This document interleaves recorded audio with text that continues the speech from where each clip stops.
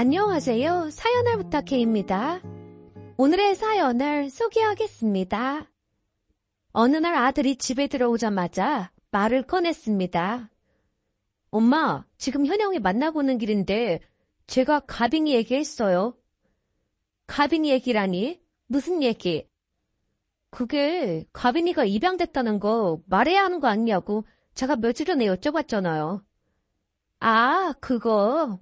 그렇지. 니들 결혼해야 하는데 말은 해야 하는 게 맞는 거지. 근데 현영이는 그 얘기 듣고 별말 없었어? 제가 걱정 섞인 눈으로 아들을 바라봤는데요. 다행히 아들이 대수롭지 않게 대답했습니다. 처음에는 조금 놀라는 것 같았는데 나중에는 별로 신경 안 쓰는 것 같았어요. 그래? 별로 신경 안 썼다고? 그냥 미리 말해줘서 고맙다고만 했어요. 혹시나 나중에 우리 가빈이 무시하고 그러는 건 아니겠지? 엄마, 현영이가 살가운 성격은 아니지만 그렇다고 개념이 없거나 그렇진 않아요. 내가 다시 말하지만 우리 가빈이는 내 배 아파 낳은 내 딸이나 마찬가지야. 사실 네가 현영이한테 결혼 전에 알려야 하는 거 아니냐고 해서 그걸 굳이 알려야 하나 기분이 좋진 않았는데 네 말대로 결혼할 사이니 알고는 있어야 하는 거니까 알리라고 한 것뿐이니까 나중에 현영이가 우리 가빈이한테 말짓하거나 그러지 않게. 그렇지 않아도 마음의 상처가 깊은데 괜히 긁어부스럼 만들지 마라 그 말이야. 제가 아들에게 신신당부를 했습니다. 사실 우리 딸 가빈이는 제 친구가 낳은 딸입니다. 가빈이 생부가 다른 여자와 눈이 맞아서 집을 나가버린 뒤 가빈이를 생모 혼자 키웠거든요. 우리 집 가까이에 살다 보니 오며 가며 제게 가빈이를 자주 부탁했어요. 결혼 후 저는 회사를 그만두고 전업주부를 하고 있었으니까요. 그에 비해 가빈이 생모는 혼자 가빈이를 키워야 했으니 친구로서 충분히 도와줄 수 있다고 생각했습니다.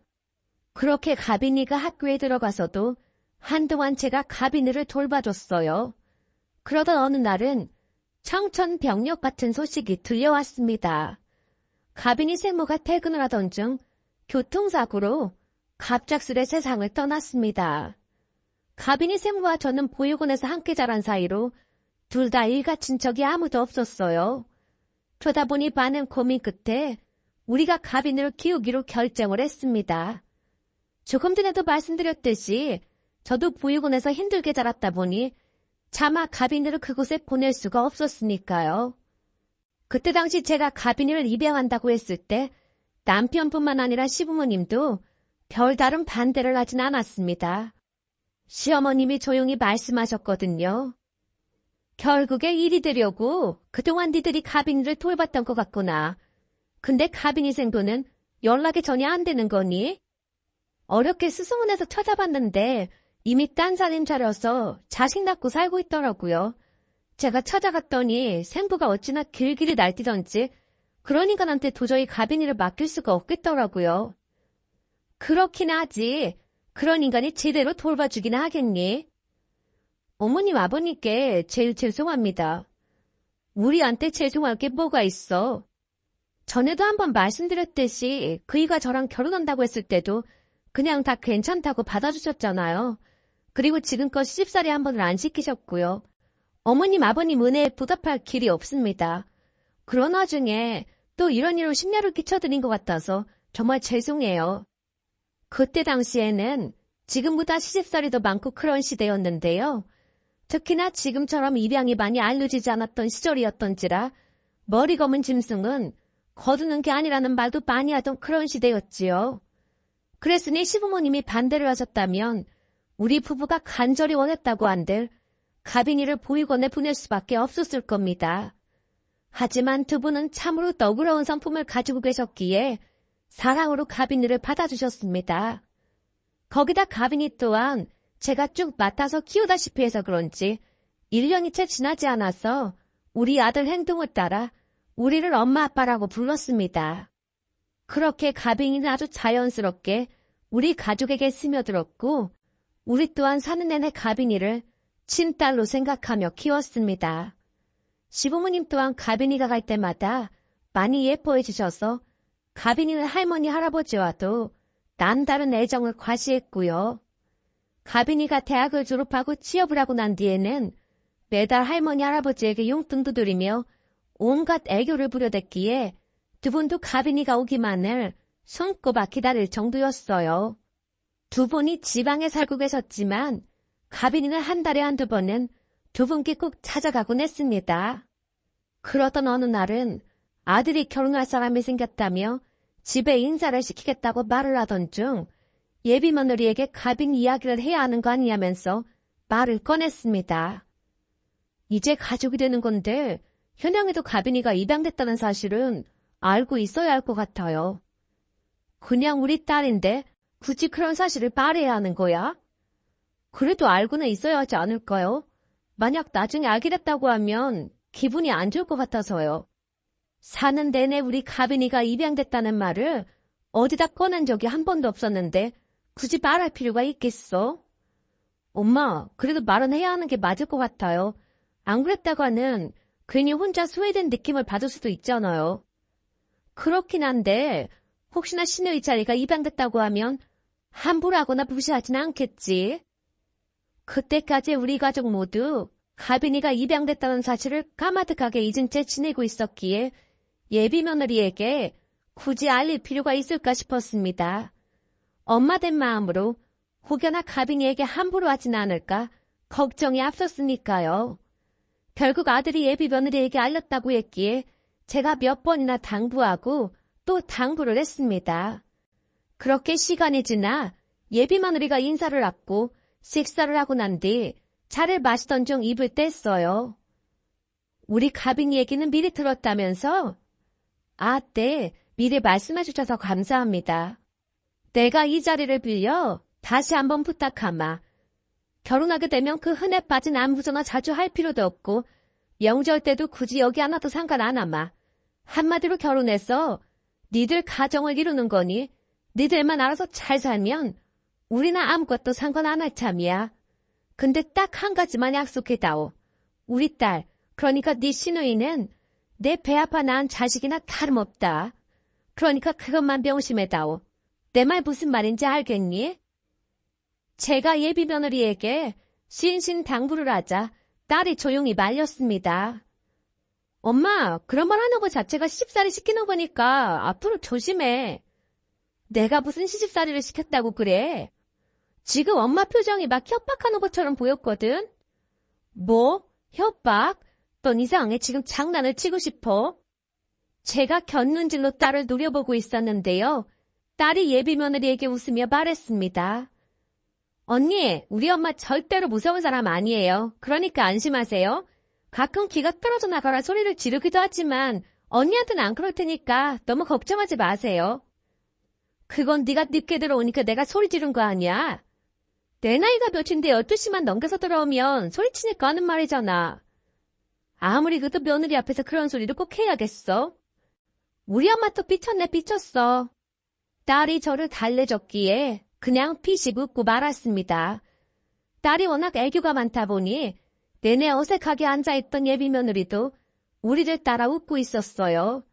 그날 처음 본 예비 며느리의 첫인상은 조용조용하고 차분한 성격으로 말수가 많이 적어 보였습니다.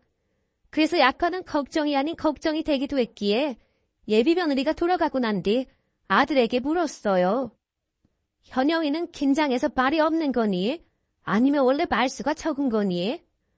원래 말이 많지는 않아요. 근데 저번에 현영이네 집에 인사 다녀오면서 보니까 가족 모두 말이 별로 없더라고요. 그래서 있는 내내 자불안석이었어요. 그 정도로 말이 없었단 말이야? 그렇더라고요. 현영이 어머님 아버님도 딱히 많이 묻지도 않고 그러길래 오죽했으면 나중에 현영이한테 나를 마음에 안 들어 하시는 거 아니냐고 물었을 정도라니까요. 그랬더니 현영이가 뭐라고 했는데? 마음에 안 들어 하는 건 아니고 원래 가족 모두 말수가 적은 편이라고 하길래 그냥 알았다고 하고 말았어요. 근데 아까 엄마랑 가빈이가 장난치니까 따라오는 거 보고 조금 놀랐어요. 그게 놀랄 일이야? 평소에는 제가 농담을 해도 잘 웃지도 않거든요. 근데 그렇게 말이 없는 사람이라면 답답하지 않겠어?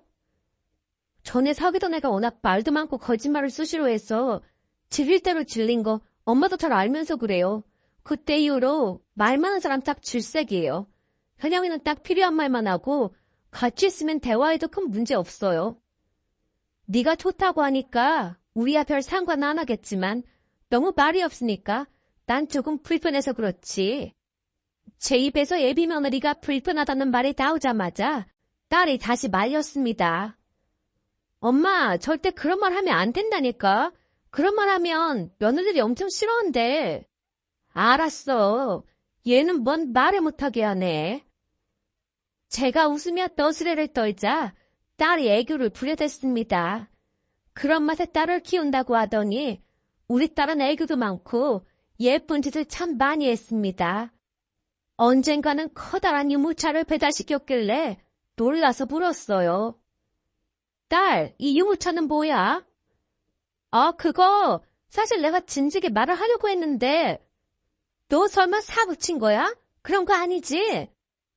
저도 모르게 자리에 털썩 주저앉았는데요. 딸이 오히려 놀란 듯 말했습니다. 아니 대체 엄마는 무슨 생각을 했길래 그렇게 놀라는 거야? 유모차는 대체 왜 산 거야? 이 유모차 할머니 생신 선물이야. 뭐? 할머니 생신 선물이라니? 할머니 생신 선물로 유모차를 왜 샀어? 엄마는 잘 모르나 본데 저번에 할머니 집에 갔을 때 아랫집 할머니가 차를 새로 바꿨다고 자랑을 해서 할머니가 엄청 배 아파하셨거든. 아니 그러니까 그 할머니가 차를 바꾼 거랑 이 유모차가 뭔 상관이냐고. 가만히 있어봐. 그 아주머니가 운전을 했었나? 그새 운전면허를 땄단 말이야? 대단하시네. 엄마는 뭔 소리를 하는 거야. 그 동네에서는 이 유모차가 승용차가 다름없잖아. 근데 할머니는 아직 청정하신데 이 유모차가 왜 필요해? 제가 어리둥절한 표정으로 딸을 바라봤는데요. 딸이 한숨을 내쉬며 대답했습니다. 나도 그렇게 생각하고 있었는데 저번에 나 혼자 할머니 할아버지 집에 다녀온 적 있었잖아. 그날 보니까 아랫집 할머니가 아들이 유모차 새 걸로 사줬다고 할머니한테 막 자랑을 하더라니까. 그래서 내가 그 유모차보다 더 최신식으로 샀어. 이 유모차가 말이야 진짜 가볍고 엄청 비싼 거야. 거기에서는 다들 이 유모차를 하나씩 끌고 다니다 보니까 안 끌고 다니면 왕따 당하는 그런 분위기더라고. 그래서 굳이 이걸 끌고 다니신다고 했단 말이야? 이 유모차가 할머니들 세계에서는 자동차나 다름없다니까. 그날 그 아랫집 할머니가 어찌나 자랑을 하시던지 완전 열받아서 최신식 유모차로 샀어. 근데 무슨 유모차가 이렇게 화려하냐? 요즘은 유모차도 진짜 잘 나오네. 유모차가 아주 멋지다. 근데 이 유모차는 얼마짜리야? 아마 이 유모차가 그 동네에서 제일 좋은 걸 거야. 그래 보이네. 대체 얼마나 주고 산 거야? 엄마, 이 유모차가 말이야. 유모차계 람보르기니야. 뭐? 람보가 뭐? 암튼 그런 게 있으니까 많이 알려고 들지 마. 많이 알면 다쳐. 대체 얼마짜리인데 람보가 어쩌고저쩌고라는 말까지 하는 거야? 제가 몇 번이나 물었더니 딸이 배시시 웃으며 대답했습니다. 엄마, 이 정도는 돼야 우리 할머니 기가 살지. 더 비싼 걸로 사드릴까 하다가 할머니한테 혼날까봐 이걸로 산 거야. 다른 사람도 아니고 할머니한테 내가 이 정도도 못 해드리겠어? 할머니랑 나는 찐이다 그 말이야. 찐 같은 소리 하고 앉았네. 그러면서 내 생일날은 그 조그만 립스틱 하나 사줬냐? 또 이 정도면 차별이야 차별. 엄마, 그 립스틱도 엄청 비싼 거라고 했잖아. 비싸면 뭐해? 색깔이 하도 요란해서 바르고 다니지도 못하는데. 그거 바르고 니네 할머니 집에 갔더니 할머니가 뭐라고 했는 줄 알기나 해? 뭐라고 했는데? 애미야, 너 혹시 귤 까먹다 온 거니? 대체 귤을 얼마나 많이 먹었길래 입술이 그렇게 된 거냐? 그랬다니까. 그 많은 색깔 중에서 하필 그런 색깔을 사줘서 그런 소리를 듣게 해. 할머니가 진짜 그랬단 말이야? 암튼 우리 할머니 유명한 건 알아줘야 한다니까. 딸이 어찌나 큰 소리로 웃던지 저도 따라 웃고 말았는데요. 우리 딸은 매사 밝고 자주 웃는 아이였습니다. 얼마 뒤 유모차를 가지고 할머니 집에 내려가서 큰 소리를 쳤거든요. 내가 할머니를 위해서 준비한 선물 마음에 들어? 마음에 들다 뿐이야. 역시 우리 가빈이밖에 없다니까. 그치? 나밖에 없지? 당연하지. 근데 유모차가 아주 기가 막히다. 어쩜 이렇게 멋지다니? 참 고급지네. 어때? 이 정도면 동네에서 할머니 유모차가 제일 좋은 거지? 그럼 좋다 마다야. 근데 이게 대체 얼마짜리야? 말도 마세요. 어머니 기다려드린다고 샀다고 하는데 이 유모차가 유모차게 람보가 어쩌고저쩌고 그 정도로 좋은 거래요. 근데 많이 알면 다치니까 더 이상 물어보지 말라고 하더라고요. 그럼 엄청 비싼 거 아니니? 아랫집 할머니는 최신 유모차 샀다고 자랑을 했잖아. 그것도 좋은 거긴 한데 그거 중고로 샀던 거야. 그리고 시골에서 누가 이렇게 좋은 유모차를 가지고 다녀. 시어머님의 입이 다물어지지 않고 있었는데요.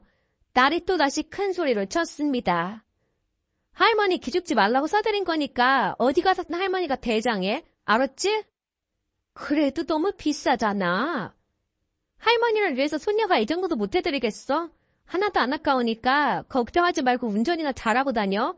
혹시 고장나면 더 좋은 걸로 사드리려니까 걱정하지 말고. 그날 시어머님과 딸은 유모차를 가지고 이풍당당한 모습으로 동네를 한 바퀴 돌았는데요. 동네 분들이 유모차를 구경하고 난리도 아니었습니다. 그 모습에 남편과 제가 터져나오려는 웃음을 참느라 얼마나 애썼는지 모른답니다. 그렇게 얼마 뒤 아들과 며느리는 결혼을 했고 가깝지도 않은, 그렇다고 멀지도 않은 그냥 적당한 거리를 유지한 채 살았습니다. 그러던 중 며느리가 임신을 했다는 말에 아들에게 용돈을 몇 번 보내줬고 출산을 했을 때는 산후조리에 보태라고 돈을 주고 왔습니다. 그 뒤에는 손주를 보여준다며 가끔 집에 놀러와서 반갑게 맞아줬는데 손주가 참 예쁘긴 했습니다. 우리 딸도 조카가 예뻤던지 눈을 떼지 못하고 있자 며느리도 참 좋아했고요. 그리고 얼마 뒤에는 사진을 촬영한다고 분주했습니다. 그래도 그때쯤은 우리랑 가까워졌다고 생각을 했던 것인지 사진이 나올 때마다 며느리가 찾아와서 보여줬습니다. 사진이 아주 잘 나왔구나. 네, 친구가 사진관을 운영해서 촬영해줬어요. 친구가 사진관을 운영해? 아버지가 하던 걸 물려받는다고 같이 하고 있거든요.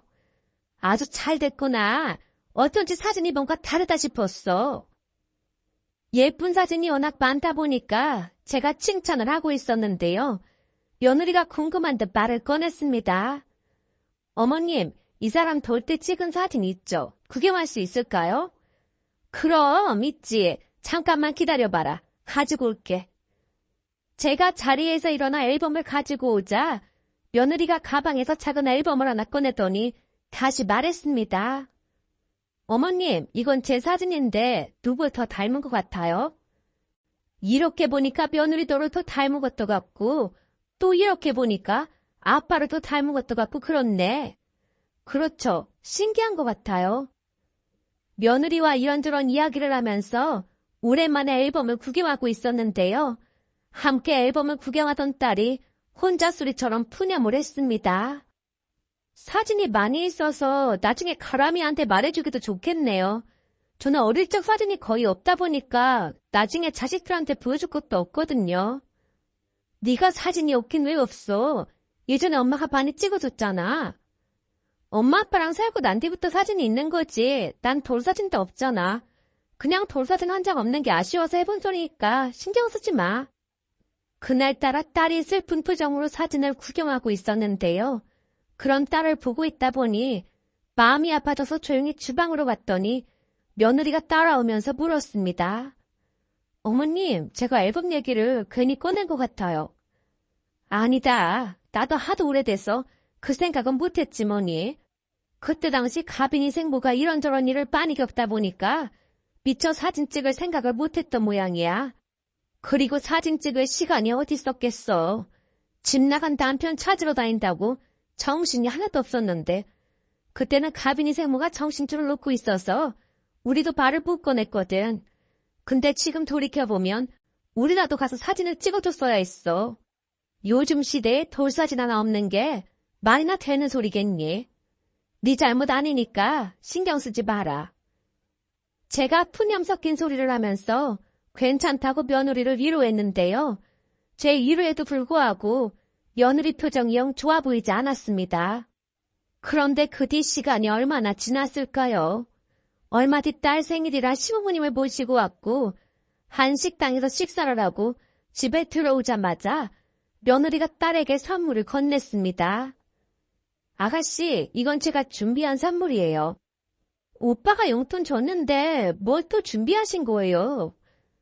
제가 진짜 많이 생각하고 준비했는데 마음에 들지 모르겠어요. 며느리 말에 딸이 선물 포장을 뜯으며 말을 꺼냈습니다. 이거 앨범이네요? 안에 사진 들어있으니까 한번 보세요. 이건 누구예요? 그거 아가씨 100일 때랑 돌사진이에요. 네? 제 100일 때랑 돌사진이요? 딸이 놀란 채 사진을 뚫어져라 바라보고 있자 며느리가 설명을 이어갔습니다. 전에 제 친구가 사진관을 운영한다고 했잖아요. 그래서 제가 예전 아가씨 어릴 적 사진을 토대로 100일 사진과 돌사진을 만들어줄 수 있냐고 물어봤거든요. 그랬더니 요즘은 세상이 좋아져서 AI 작업 프로그램으로 만들면 충분히 가능하다고 해서 둘이 엄청 열심히 만든 거예요. 며느리가 설명을 이어가자 시어머님이 감탄한 채 입을 뗐습니다. 세상에나, 가빈이 어릴 때랑 진짜 닮긴 닮았네. 그리고 한 가지 더 말씀드리자면 어머님, 아버님 그리고 이 사람 사진을 토대로 얼굴에 하나씩 넣어서 합성했어요. 그러니까 아가씨 얼굴에 가족들 얼굴 한 부분이 다 들어가 있는 거예요.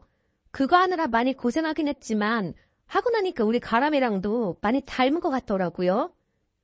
뭐? 그럼 우리 딸 100일 사진이랑 돌사진에 우리 모습도 같이 들어가 있단 말이야? 사진을 보다가는 딸과 손녀를 번갈아가며 바라봤더니 정말로 많이 닮아 있었습니다. 그러게, 비슷하네. 어쩜 뚝 닮았다. 정말? 정말로 가람이랑 내가 닮았어? 그럼 이 사진 봐봐라. 아주 쌍둥이처럼 닮았잖니. 며느리가 제작했다던 딸 100일 사진과 돌사진을 신기한 듯 바라보며 외치고 있었는데요. 순간 딸 눈에서 눈물이 주르륵 흘러내렸습니다. 언니, 정말 감사해요. 이제는 저도 가족들과 뚝 닮은 100일 사진이랑 돌사진이 있는 거네요. 거기 뒤에는 그동안 찍은 사진들 쭉 넣어놨으니까 나중에 결혼해서 아기 낳으면 꼭 보여주세요. 그리고 선물이 하나 더 있어요. 며느리가 가방에서 뭔가를 꺼내서 딸에게 건넸습니다. 이거는 금반지인데요. 돌반지로 준비해봤어요. 돌반지요? 그냥 저는 아가씨랑 같이 해온 시간이 짧잖아요. 만약 그때 제가 아가씨를 알았다면 이런 돌반지를 선물해드렸을 것 같아서요. 그러니까 저도 이제는 온전한 가족이 된 거다 그런 의미라고 생각해 주세요. 평소 말주변이 없던 며느리가 수습을 하기 위해 애쓰고 있었는데요. 그 모습에 가족 모두 감동을 받은 채 눈시울이 붉어졌답니다. 워낙 무뚝뚝했던 며느리였던지라 그런 이벤트를 준비한 줄은 꿈에도 모르고 있었으니까요. 다음날 며느리에게 전화를 해서 고맙다는 말을 전했는데요. 예, 어제는 정말 고마웠다. 가빈이가 최고의 선물이었다고 얼마나 좋아했는지 몰라. 아니에요. 사실 제가 많이 무뚝뚝한 편인데 아가씨가 아무렇지도 않게 대해줘서 오히려 더 고마웠는걸요. 아가씨는 성격이 밝아서 참 좋은 것 같아요. 앞으로도 지금처럼 행복하게 살았으면 좋겠다라는 생각으로 준비한 건데 아가씨 마음에 들었다고 하니까 제가 더 기쁘네요. 거기다가 그동안 가족들 화목한 모습 보면서 얼마나 좋았는지 몰라요. 저도 앞으로 좀 더 밝아지려고 노력해보겠습니다. 너 지금 충분히 밝아져 있는 것 같구나. 처음에는 말도 별로 없더니만 요즘은 말이 많이 늘었어. 제 말에 며느리가 쑥스러운 듯 웃으며 전화를 끊었습니다. 며칠 전 딸과 며느리가 손녀를 보면서 깔깔거리며 웃어대는 모습을 보며 평소 사연을 부탁해 채널에서 행복한 가족 이야기가 많이 나오길래 우리 가족 자랑도 하고 싶어서 이렇게 글 보내봅니다. 오늘의 사연은 여기까지였습니다. 즐겁게 보셨다면 구독, 좋아요 부탁드립니다. 고맙습니다.